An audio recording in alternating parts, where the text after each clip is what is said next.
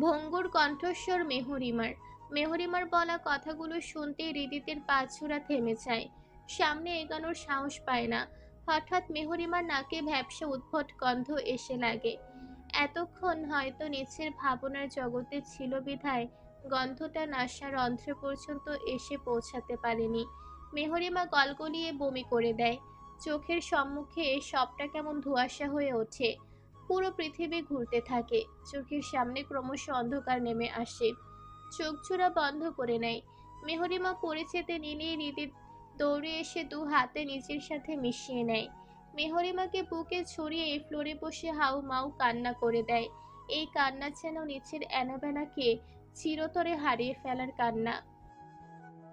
হৃদিতের কান্নার শব্দ অন্ধকার জঙ্গলের পরিবেশ আরো গম্ভীর হয়ে ওঠে।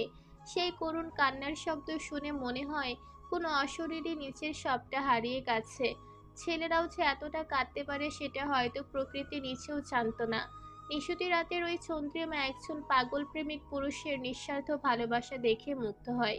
ওদিকে একাকী সময় কাটাতে দিয়ে মেঘের আড়ালে নিচের সৌন্দর্য মুখখানা লোকায়। একটা তমসাচ্ছন্ন রচনের সাক্ষী হয়ে থাকে সর্বহারা এক প্রেমিক পুরুষের হৃদয় বিদারক কান্নার। হৃদিতের বুক ভাঙা কান্নায় জঙ্গলের গাছপালাগুলো গভীর শোকে আচ্ছন্ন হয়ে পড়ে। পশু পাখিগুলো নিজস্ব শব্দে ডাকাডাকি করে হৃদিতের খারাপ সময়ের সঙ্গী হয়। ওরা যেন সান্ত্বনা দিচ্ছে, কাঁদে না বোকা ছেলে, তোমার ভালোবাসা হারিয়ে যায়নি। ভালোবাসারা কখনো হারায় না, হারিয়ে যায় তো ভালোবাসার মানুষেরা। হৃদিত কাঁদতে কাঁদতেই বলে, এই অ্যানাবেলা, কি হলো তোর? চোখ খোল আমার জান, তুই যা বলবি তাই করব আমি। তুই বললে আর কখনো তোর দু চোখের সামনে আসবো না আমি। এই অ্যানাবেলা, তোর না বিশ্বাস ভেঙেছি আমি? আমাকে থাপ্পড় মার, মন চাইলে খুন করে ফেল, তবু এমন অভিমান করিস না প্লিজ। আমি বেঁচে থাকতে পারবো না এই অ্যানাবেলা। মেহরিমা নিস্তব্ধ, কোনো সারা শব্দ নেই। নিথর শরীরখানা হৃদিতের বুকের সাথে লেপ্টে আছে। হৃদিত যেন নিচের ভেতরে নেই, পাগলের মতো বিলাপ করে কান্না করে চলেছে। হৃদিতের বিষণ্ণ মর্মভেদী কান্না, এই ভঙ্গুর রূপ কারোর মনে বসন্ত এনে দেয়। আপাতত তার কাজ শেষ। ক্রূর হেসে বলে, শীঘ্রই নতুন রূপে আবারও আমাদের দেখা হবে হৃদিত চৌধুরী। সকালের মিষ্টি রোদ এসে হাতছানি দিচ্ছে কেবিনে। প্রকৃতি কুয়াশার আবরণে ঢাকা। শুভ্ররাঙা চাঁদের মোড়ানো বিছানায় শুয়ে আছে মেহরিমা, গভীর ঘুমে আচ্ছন্ন। ডান হাতে কেনোলা ও মুখে অক্সিজেন মাস্ক পরানো। নিচের ঠোঁটের কাটা অংশে ড্রেসিং করে মেডিসিন লাগানো হয়েছে। পা জোড়া কেটে কুটে ছিঁড়ে একাকার। পা দুটো ড্রেসিং করে ব্যান্ডেজ করা। মেহরিমার বাম পাশে একটা টুলে বসে আছে হৃদিত। মেহরিমার নরম তুলতুলে বাম হাতটা রিছের খসখসে দু হাতের মুঠোয় পুরে দৃষ্টি মেহরিমার ঘুমন্ত মুখমণ্ডলে। গতকাল শেষ রাতের দিকে হৃদিত নিচেই মেহরিমাকে হসপিটালে নিয়ে এসেছে। ডক্টর জানিয়েছে টেনশনের কিছুই নেই, টেক কেয়ার করলে দ্রুত সুস্থ হয়ে উঠবে। প্রেগনেন্সির এই সময়টাতে যেন মেন্টালি স্ট্রেস কম নেয়। হৃদিত কেবল স্তব্ধ হয়ে সবটা শুনেছে, কোনো প্রত্যুত্তর করেনি। মেহরিমা নড়ে চড়ে ওঠে, সময় নিয়ে পিটপিট করে আখিচোড়া খুলে তাকায়। হৃদিতের অধরে ক্ষীণ হাসির দেখা মেলে। মেহরিমা নিচের চোখ ছোড়া মেলে হৃদিতকে দেখতে পায়। হৃদিতের ভঙ্গুর অগোছালো রূপ দেখে বুকের ভেতর তীব্র যন্ত্রণা অনুভব হয়। চোখ ছোড়া লাল টকটকে হয়ে ফুলে আছে। মুখমণ্ডল রক্তিম আভা ফুটে উঠেছে। অধরচোরা শুষ্ক দেখাচ্ছে। মাথার চুলগুলো এলোমেলো হয়ে কপালে ছড়িয়ে ছিটিয়ে আছে। গায়ে থাকা ব্ল্যাক কালারের শার্টটা জায়গায় জায়গায় কুঁচকে গেছে। বুকের কাছে শার্টের দুটো বাটন খোলা। মেহরিমা যেন আবারও নতুন করে এই অগোছালো হৃদিতের প্রেমে পড়ে।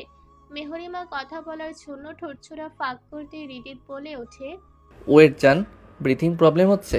মেহরিমা হালকা করে নাসূচক মাথা নাড়ায়। ওয়েট এ মিনিট, আমি অক্সিজেন মাস্কটা খুলে দিচ্ছি। হৃদিত যত্ন সহকারে অক্সিজেন মাস্কটা খুলে দেয়। মেহরিমা মলিন চোখে কিছুক্ষণ হৃদিতের দিকে তাকিয়ে থাকে, পরক্ষণে মুখ ঘুরিয়ে নেয় অন্যদিকে। ঠোঁটের ব্যথায় আস্তে করে বলে, বাসায় যাব। দুপুরের আগে সম্ভব না? নিজের বাসায় যাব। আচ্ছা। কর্মফল খুব ভয়ানক জিনিস।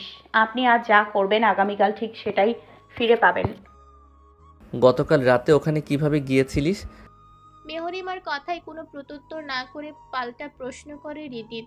মেহরিমা ঘাড় ঘুরিয়ে রিদিতের দিকে তাকায়। প্রথম থেকে সবটা খুলে বলে। সবটা শুনে রিদিত কপালে গুটি কয়েক ভাঁজের সৃষ্টি হয়। ভ্রুচোরা কুঁচকে যায়। মেহরিমা প্রশ্ন করে, বুঝতে পারছেন কে? আপাতত না, বাট শীঘ্রই জেনে যাব। তবে তোর তো ওই ছেলেকে থ্যাঙ্কস দেওয়া উচিত, তোর অনেক বড় উপকার করেছে কিনা। হ্যাঁ দিব তো, ওনার দেখা পেলেই থ্যাঙ্কস দিব। হৃদিত আর কিছুই বলে না, চুপচাপ দাঁড়িয়ে থাকে। মেহরিমাও কথা না বাড়িয়ে জানালার বাইরে দৃষ্টি স্থাপন করে। জানালার পাশে একটা বড় কৃষ্ণচূড়া গাছ।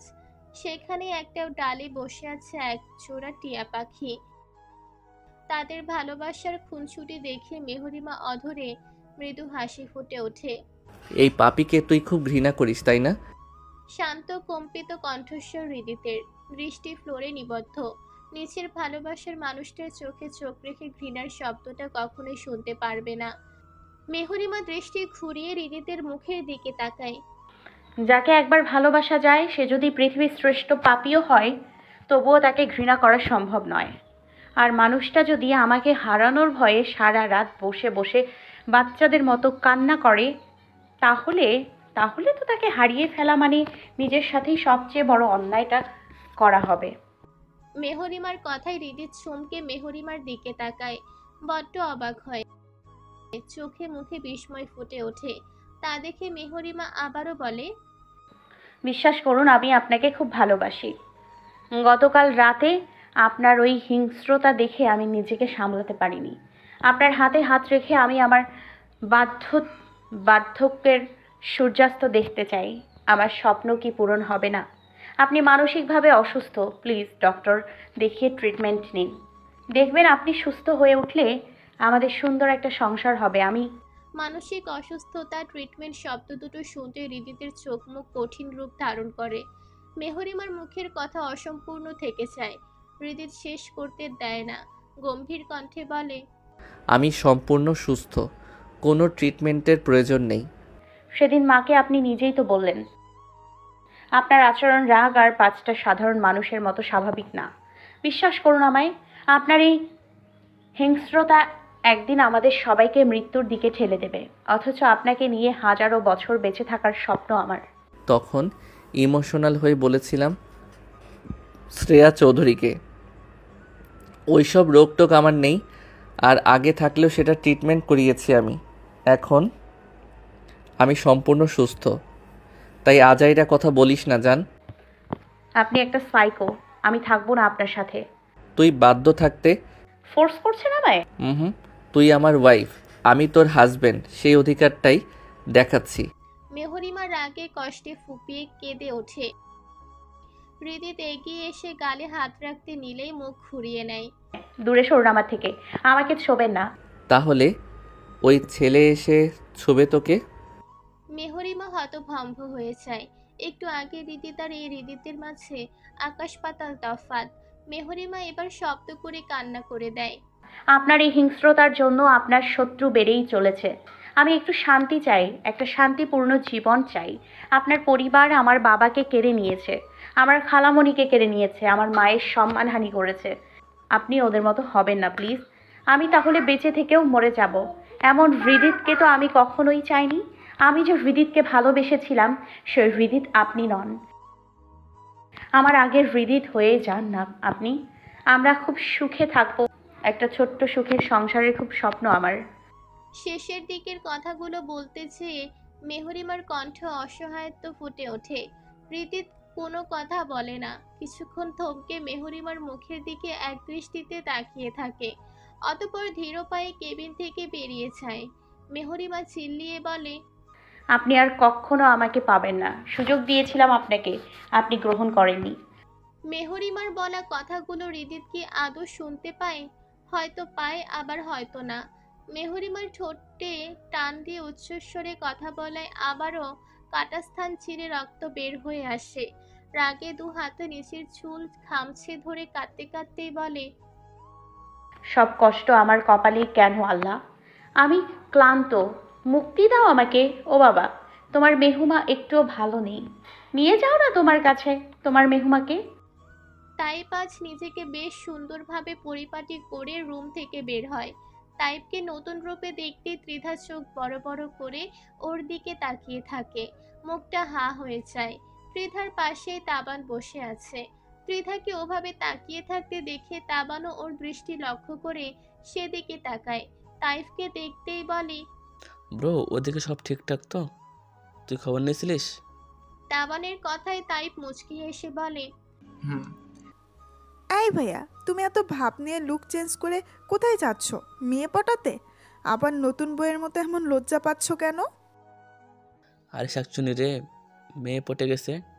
আচ্ছা, ফার্স্ট ডে ওদের, তাই এত ভাবসাব নিচ্ছে। তাবানের কথায় ত্রিধা অবাক হয়ে বলে, সত্যিই ভাইয়া, আমিও যাব, ভাবিকে দেখব। তাইপ ভ্রু কুচকে বলে, এখানে আবার ভাবি কোত্থেকে আসলো? আরে তোমার ফিউচার ওয়াইফ তো আমার ভাবিই হচ্ছে, তাই না? এই, তোর মাথায় পড়াশোনা ঢুকে না? ম্যাথ পারিস না? আবার এত ভাবি বুঝিস কি করে? তাবান ভাইয়া, তুমি সবসময় আমাকে ইনসাল্ট করবে না। তোমার থেকে আমি হাজার গুণ ভালো পড়াশোনায়, ওই ম্যাথটাই একটু কম বুঝি এই যা। কিন্তু তার জন্য তো আমার মেহু বেবি আছেই। তা আমার জানা আছে রে শাকচুন্নি। শাকচুন্নিরা কেমন পড়াশোনা পারে আমি জানি, তাই ভাব কমলো। মা, দেখো তোমার ফেলটুর ছেলে আমার সাথে কেমন করে মেয়েদের মতো কোমর বেঁধে ঝগড়া করছে। ভাই তোরা ঝগড়া থামা, আমি গেলাম, আমার লেট হয়ে যাচ্ছে। তাইপ গাড়ির দিকে ছুট লাগায়। পেছন থেকে তাবান ত্রিধার সমস্বরে বলে, বেস্ট অফ লাক। থ্যাঙ্কস। তাইপ দৌড়াতে দৌড়াতেই জবাব দেয়। তাইফের এক্সাইটমেন্ট দেখে তাবান ত্রিধা হেসে ওঠে। অবশেষে ছেলেটার অগোছালো জীবনটা গুছিয়ে নেওয়ার জন্য একজন আসলো। মাধবী ক্লাস শেষ করে রাস্তার পাশে দাঁড়ায়। চোখ চেয়ে পরে রাস্তার আশেপাশে টং দোকানে বসে থাকা তাইফের দিকে। তাইফের হাতে চায়ের কাপ। দোকানদার চাচার সাথে আড্ডায় ব্যস্ত। গায়ে আকাশি রঙের একটা শার্ট চড়িয়েছে। শার্টের হাতাটা কোণে পর্যন্ত গোটানো। সাদা রঙের গ্যাবার্ডিন প্যান্টের সঙ্গে আকাশি রঙের শার্টে বড্ড মানিয়েছে। হালকা বাতাসে কপালের উপরে পড়ে থাকা চুলগুলো উড়ছে। মাধবীর খুব করে মন চায় একটাবার ওই অবাধ্য চুলগুলোকে ছুঁয়ে দিতে। পরক্ষণে নিচের ভাবনায় নিচেই লজ্জা পেয়ে যায়। মাধবী মৃদু হাসে। এ যেন ওর কল্পনার সে রাজপুত্র। মাধবী নিচেও আজ আকাশি রঙের একটা সালোয়ার কামিজ পরেছে। ওড়নাটা সাদা। কাকতালীয়ভাবে ড্রেসের কালারটা মিলে যাওয়াতে মাধবী মনে মনে খুশি হয়। তাইফ তখনও মাধবীকে খেয়াল করেনি। মাধবী তাইফকে ডাকে না। নিচেই রাস্তা পার হওয়ার সিদ্ধান্ত নেয়। রাস্তায় তখন যানবাহনের চাপ কম। চার রাস্তার মোড় হওয়ার দরুন সবসময় যানবাহনের আনাগোনা থাকে। মাধবী মুচকি মুচকি হেসে রাস্তা পার হতে থাকে। মনের মাঝে তখন নতুন প্রেমের এক অদ্ভুত অনুভূতি, সাথে এক্সাইটমেন্ট তো আছেই। কত শত কথা বলা আছে চায়ের দোকানে বসা ওই ছেলেটাকে। সারা রাত না ঘুমিয়ে সবটা ভেবেছে শুধু। এখন কাঁপাকাঁপি ছাড়া সবটা বলতে পারলেই হলো। রাস্তার মাঝখানে আসতেই হঠাৎ দ্রুতগামী একটা ট্রাক এসে মাধবীকে ধাক্কা দিয়ে চলে যায়। মাধবী চিৎকার করে ডেকে ওঠে, তাইফ! মাধবীর চিৎকার শুনতেই তাইপ রাস্তার দিকে তাকায়। রাস্তায় রক্তাক্ত অবস্থায় মাধবীকে পড়ে থাকতে দেখে মস্তিষ্ক অচল হয়ে পড়ে। মাধবী তাইফের দিকে কান্নারত চোখে তাকিয়ে আছে। ঠোঁট দুটো নড়ছে, যেন কিছু বলতে চায়। তাইপ দ্রুত উঠে ছুটে আসতে নিলে আরেকটা দ্রুতগামী প্রাইভেট কার এসে মাধবীকে পিষিয়ে দিয়ে চলে যায়। তাইপ ওখানেই থমকে দাঁড়িয়ে পড়ে। চোখের সামনে নিজের সব স্বপ্ন, নিজের ভালো লাগা, নিজের ভবিষ্যৎ, নিজের ভালোবাসার মানুষটাকে শেষ হয়ে যেতে দেখে। সেকেন্ডের ব্যবধানে উলট পালট হয়ে যায়। কি যেন মনে করে ঘাড় ঘুরিয়ে গাড়িটার নম্বর প্লেট দেখে নেয়। মাধবীর নিস্তেজ নিথর দেহখানা রাস্তায় পড়ে আছে। যে মনে কয়েক সেকেন্ড আগেও হাজারো কথা জমা ছিল, সেই মনটা এখন নিস্তব্ধ। শেষবারের মতো নিজের মনের কথাগুলো আর বলা হলো না মাধবীর। এই আফসোসটা কার রয়ে গেল, মাধবীর নাকি তাইফের? তাইফ যে তার মাধবীলতার মনের ভেতরে জমানো কথার একাংশও জানতে পারল না। ততক্ষণে রাস্তার মানুষের জট বেঁধেছে। তাই ভিড় গলিয়ে মাধবীর দিকে এগিয়ে যায়। পা চোরা চলার শক্তি পাচ্ছে না। একটু আগে তো এই পা দিয়ে ছুটে আসলো, অথচ এখন এত ভারী কেন লাগছে? স্তব্ধ রক্তাক্ত দেহখানার পাশে যেয়ে বসে। আলতো হাত মাধবীর পিষ্ট হয়ে যাওয়া মাথাটা নিচের কোলের উপর উঠিয়ে নেয়। কানের কাছে মুখ নিয়ে আস্তে করে ডাকে, এই মাধবীলতা, এই শুনছো তুমি? তোমার তাইপ এসেছে। তুমি কথা বলবে না, ঝগড়া করবে না, অভিমান করেছো তুমি। কিন্তু তাইফের মাধবীলতা কথা বলে না। মৃত মানুষের কথা বলার মতো ক্ষমতা যে আল্লাহ তাআলা দেননি। তাইফ হাউমাউ করে কান্না করে দেয়। মাধবীর থেতলে ছোঁয়া দেহটা নিচের বুকের সাথে মিশিয়ে নেয়। ততক্ষণে অবনী শেখ চৌধুরী বাড়ির সকলে ঘটনাস্থলে উপস্থিত হয়েছে। অবনী শেখকে দেখতেই সবাই সরে দাঁড়িয়ে রাস্তা করে দেয়। অবনী শেখ স্লথ পায়ে হেঁটে সামনে এগিয়ে যায়। ধপাস করে রাস্তার উপরেই বসে পড়ে। মাধবী তখনও তাইফের বুকে। তাবান দৌড়ে এসে নিজের ভাইকে বুকে জড়িয়ে নেয়। তাইফ তবুও মাধবীকে ছাড়ে না। অবনী শেখ যেন কথা বলতেই ভুলে গেছে। এক দৃষ্টিতে মাধবীর দিকে তাকিয়ে থাকে। মিনিট পাঁচেক পেরোতেই হেসে কুটি কুটি হয়ে বলে, আমার মেয়ে তোমার বুকে ঘুমিয়ে আছে, তাই না তাইফ বাবা? আজ সকালে তোমার কথা বলেছে আমাকে। আমি বলেছি রিদির বাবা আর নীলাক্ষী ফিরে আসলে এই বিষয় নিয়ে কথা বলবো আমি। আমাকে আরও কি বলেছে জানো? সকালে আমাকে বলল, মা তোমার মেয়ের সব স্বপ্ন ওই ডাবিকে ঘিরে। ইনশাল্লাহ তোমার মেয়ে একজন ডাবিয়ান হয়ে দেখাবে মা। তখন গর্বে আমার বুকটা ভরে উঠেছিল। মাশাআল্লাহ, কি মায়াবী দেখতে লাগছে আমার মেয়েকে। তোমার সাথে বড্ড মানাবে আমার মেয়েটাকে। ওকে কিন্তু কখনো কষ্ট দিও না, খুব আদুরে মেয়ে আমার। আমার মীনাক্ষীকে এখন ডেকো না বাবা। ওকে ঘুম থেকে ডেকে উঠিয়ে দিলে ওর খুব মাথা যন্ত্রণা হয়, তখন কান্না করে আমার মেয়েটা। মীনাক্ষী, এমন করে রং মেখে আছো কেন গো? কোচিংয়ে কোনো প্রোগ্রাম ছিল নাকি? আমাকে তো কিছুই বললে না সকালে। না না, বলেছ হয়তো, আমি নিজেই ভুলে গেছি। বয়স হচ্ছে তো, সব কি আর অত মনে থাকে? কথাগুলো বলে আবারও হাসতে থাকে অবনী শেখ। অবনী শেখের কথাই সবাই হতভম্ব হয়ে যায়। এত কঠিন মানুষটা এমন ভুলভাল বকছে কেন? ওনাকে কি বিষয়টা জানানো হয়নি? পরক্ষণে সবটা বুঝতেই সবার চোখ জলেরা হানা দেয়। ভিড়ের মাঝে দাঁড়ানো অমিত সাহা আরিফ চৌধুরীর চোখেও পানি। এই কঠিন সত্তার নারীকে এই রূপে একদম মানাচ্ছে না। অবনী শেখকে সবসময় তেজস্বী রূপেই মানায়। তাইব মাধবীকে বুকে জড়িয়ে কাঁদতে কাঁদতে অবনী শেখের দিকে হতবাক হয়ে তাকিয়ে থাকে। উপস্থিত সকলের চোখ বেয়ে পানি গড়িয়ে পড়ে। হঠাৎ অবনী শেখ নিজের হাসি থামান। পরক্ষণে গগন বিদারী চিৎকার দিয়ে ডুকরে কেঁদে ওঠেন। এলোপাথারি ভাবে নিজেকে থাপড়াতে থাকেন। কাঁদতে কাঁদতেই বলেন, সব দোষ আমার, সব দোষ আমার এই পুরা কপালের। ওরা আমার নিষ্পাপ অবুঝ মেয়েটাকে বাঁচতে দিল না। আল্লাহ, এই দিন দেখার আগে তুমি আমাকে কেন উঠিয়ে নিলে না? আমার সব শেষ। আমার নিষ্পাপ মেয়েটা কী দোষ ছিল? ওরা টাবিয়ান হওয়ার স্বপ্ন পূরণ হলো না। আমার বুক খালি হয়ে গেল। এখন আমি কী নিয়ে বাঁচবো? ও আল্লাহ, এ কোন পাপের শাস্তি দিলে আমায়? আমার মেয়ে, আমার মীনাক্ষী। ও আল্লাহ গো, এই কঠিন বোঝা মাথায় নিয়ে জীবন কি করে পার করব আমি? আয়েশা চৌধুরী আর আতিয়া চৌধুরী দ্রুত এগিয়ে এসে অবনী শেখকে সামলানোর চেষ্টা করেন। এক পর্যায়ে কাঁদতে কাঁদতে ওখানে সেন্সলেস হয়ে যায় আয়েশা চৌধুরী। গায়ের উপর ঢলে পড়েন অবনী শেখ। শ্রেয়া চৌধুরীর চোখ দিয়ে পানি গড়িয়ে পড়ে। আয়াস তীক্ষ্ণ দৃষ্টিতে ভিড়ের মাঝে দাঁড়িয়ে থাকা এক নারীর দিকে তাকিয়ে থাকে, যার চোখে পানি অথচ অধরে ক্ষীণ বাঁকা হাসি ঝুলে আছে। আপনি আমাকে কোথায় নিয়ে যাচ্ছেন? আমি আপনার সাথে কোথাও যেতে ইচ্ছুক নই। মেহরিমার কথায় হৃদিতের মাঝে কোনো ভাবান্তর দেখা যায় না। শক্ত পুরুষালী হাত দুটো সুকৌশলে ড্রাইভিংয়ে ব্যস্ত। হৃদিতের চোখ মুখ শুকনো ফ্যাকাশে দেখাচ্ছে। একটু আগে আয়াস ফোন দিয়ে সবটা জানিয়েছে। ডক্টরের সাথে কথা বলে তখনই মেহরিমাকে সঙ্গে নিয়ে বেরিয়ে পড়েছে। মেহরিমার নিকট এখনও সবটা অজানা। মেহরিমা এবার খেকিয়ে ওঠে। কথা বলছেন না কেন? আপনার ওই বাগান বাড়িতে আমি যাব না, শুনেছেন আপনি? হৃদিত এ যাত্রায় ঘাড় ঘুরিয়ে মেহরিমার দিকে তাকায়। মলিন ফ্যাকাশে মুখ নিয়ে ক্ষীণ স্বরে বলে, সকালে তুই আমাকে বলেছিলি না তোর বার্ধক্যের সূর্যাস্ত আমার সাথে দেখতে চাস, তোর ওই উইশটা পূরণ হবে কি না? আমার অ্যান্সার শুনবি না সানশাইন? মেহরিমার এবার ভালোভাবে হৃদিতের দিকে দৃষ্টিপাত করে। চোখে মুখের অবস্থা দেখে বুঝতে পারে খারাপ কিছু ঘটেছে। মনের যন্ত্রণা মনেই লুকিয়ে রেখে জবাব দেয়, বলুন।